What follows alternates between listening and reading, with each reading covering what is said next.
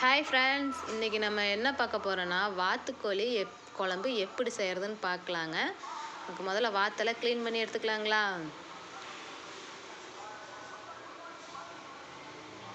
ஒரு வாத்து ஃபுல்லாக போட போகிறேங்க. எல்லாம் க்ளீன் பண்ணி எடுத்தாச்சு. இப்போ கடாயை வச்சு வெங்காயம் போட்டுக்கலாங்க. சின்ன வெங்காயம்,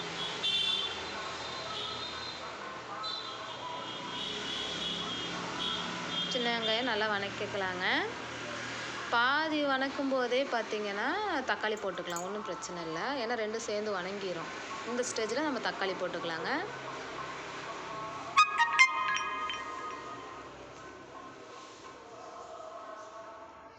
தக்காளி நல்லா நம்ம முழுசாக போட்டோம்னா சீக்கிரம் நமக்கு வதங்காதனால நம்ம அறுத்து போட்டோம்னா சீக்கிரம் வதங்கிடும். நல்லா வணக்கிக்கலாங்க. இப்போ கொஞ்சம் சோம்பு போட்டு நல்லா வணக்கலாம்.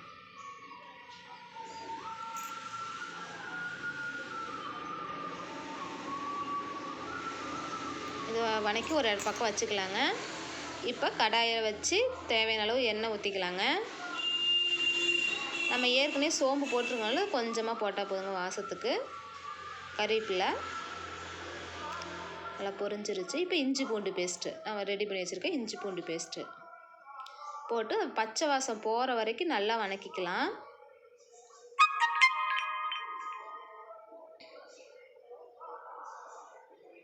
நல்லா வணங்கிருச்சுங்க. பச்சை வாசம் போகிற அளவுக்கு நல்லா வணங்கிருச்சு. இந்த ஸ்டேஜில் நம்ம வெங்காயம் சின்னதாக நான் ஒரு வெங்காயம் வெட்டி வச்சுருக்கேன். ஏன்னா நம்ம அரைச்சிருக்கோம்ல, அதனால் சின்னதாக போட்டால் போதுங்க. ஒரு சின்ன வெங்காயம் வெட்டி வச்சுருக்கேன். கூடவே தக்காளி பழமும் கொஞ்சம் வெட்டி வச்சுருக்கோங்க, சின்ன பழம், அதையும் போட்டுக்கலாங்க. ஏன்னா ஏற்கனவே வெங்காயம் தக்காளி நம்ம வதக்கி வச்சுருக்கோம், அதனால் அதே போதும். இந்த ஸ்டேஜ் நல்லா வணங்கினதுக்கப்புறம் இந்த ஸ்டேஜில் நம்ம கறியை போட்டுக்கலாங்க. கறி போட்டு நல்லா வதக்கிக்கணுங்க. எண்ணெயில் நல்லா வணங்கணும் கறி. அப்போ தான் நமக்கு கறி சீக்கிரம் வேகும்.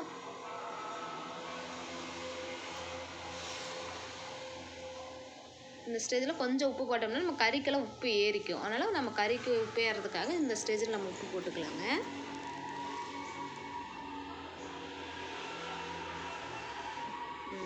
வணங்கிருச்சு பார்த்திங்களா. நல்லா வணக்கிக்கலாம். இந்த ஸ்டேஜில் நம்ம எடுத்து வச்சுருக்க மசாலாவெல்லாம் போட்டுக்கலாங்க. வரமிளகாய் தூள், குழம்பு மிளகாய் தூள், மல்லித்தூள், கறி மசாலா தூளுங்க. இவ்வளோ தாங்க நம்ம பொடி போட போகிறோம். இதை நம்ம இப்போ போட்டு சேர்த்திக்கலாங்க. சேர்த்து நல்லா வதக்கிக்கலாங்க.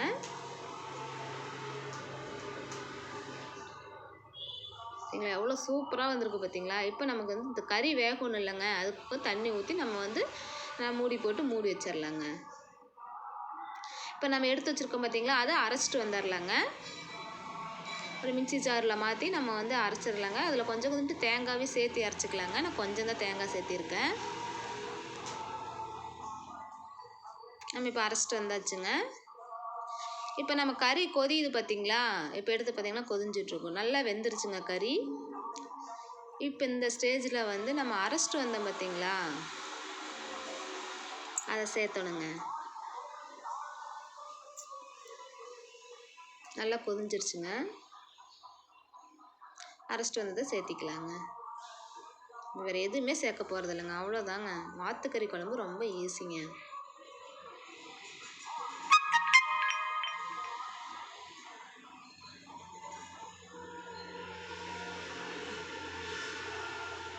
இது நல்லா கொஞ்சம் சுண்டை விட்டு நல்லா கொதியணுங்க. கொதியுது பார்த்தீங்களா. இப்போ இந்த ஸ்டேஜில் பார்த்தீங்கன்னா மல்லி, கொத்தமல்லி தழை போட்டுக்கலாங்க. நான் போட்டுட்டேங்க, ஆனால் இதை வீடியோ எடுக்க முடியலைங்க, மறந்துட்டேங்க. அதனால் நீங்கள் சேர்த்திக்கிங்க. அவ்வளோதாங்க வாத்துக்கோழி குழம்பு. பாய் பாய்ங்க.